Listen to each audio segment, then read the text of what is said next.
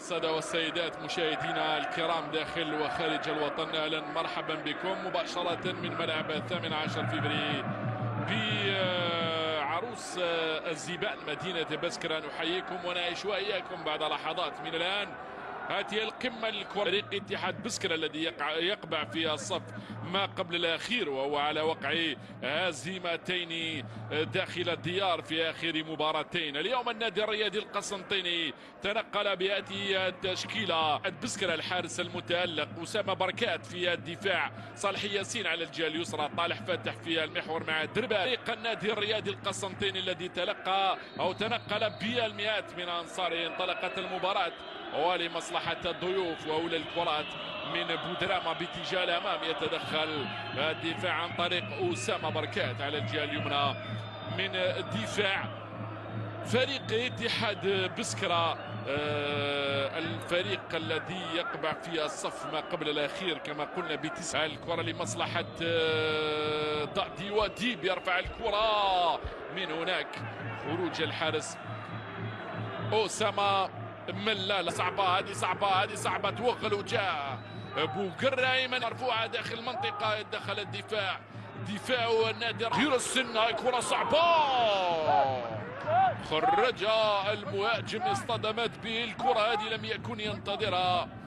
وهذه بركاتو، توزيعة كانت ممتازة، المحاولة كانت رائعة من ملال بن عمر باتجاه لقى صالح ياسين من هناك على الجهة اليسرى. هل هو صالحي؟ بورحلة عادت له الكرة مرة أخرى لياسين بوقرام. بورحلة يترقب ينتظر الكرة بالراس اليسرى دائما الاتحاد بسكرة، الباحث والضاغط والمجتهد والناشط والواصل. هاي الكرة هنا لعبت على الجهة اليسرى، إن كان موجود مهاجم السياسي في وضعية صحيحة ولم يكن في وضعية. يعود الدفاع ويخرجها مباشرة دائما للاتحاد. الاتحاد هل من قصية من هناك، كما أنه يفضل الكرة، يفضل أنه يروضها، يرفعها مرة ثانية. بوصوف بالنظر للارتقاء وكذلك استعمال، وبالتالي فضل الانقضاض على الكرة وليس إبعادها. دخل العقلاء عاد وموجود في كرسي الاحتياط.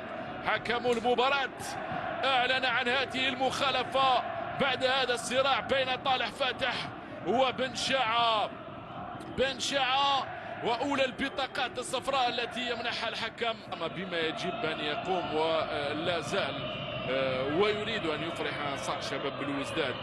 بوقرة أيمن الأقرب إلى التسديد، طاهر فتح الله المخالفة. هل يفعلها بوقرة؟ هل يضعها في الزاوية 90 أما أنه ملالة متواجد في المكان والزمان؟ بوقرة وملالة التغطية من زملائه من خلال الجهة.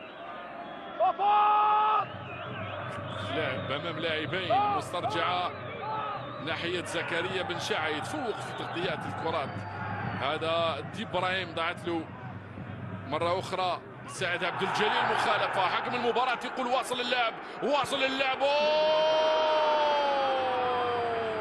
هاي التسديدة هنا كانت ضعيفة منه. من هناك لمصلحة اتحاد بسكرة، يتدخل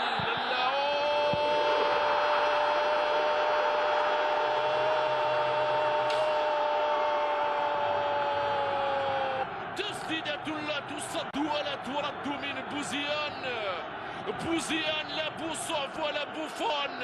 يرد تسديدة بوزيان، يزين أيام اتحاد بسكرة بهذه التسديدة. صمت رهيب على مدرجات النادي الرياضي القسنطيني. تسجيل الهدف، هاي كرة بركات، ها هو التهدئة، ها هو التسديد. لم يرد أنه يتوقف هنا، بركات وزعها، ثم سعد عبد الجليل كان يبحث وبوزيان في المكان المناسب.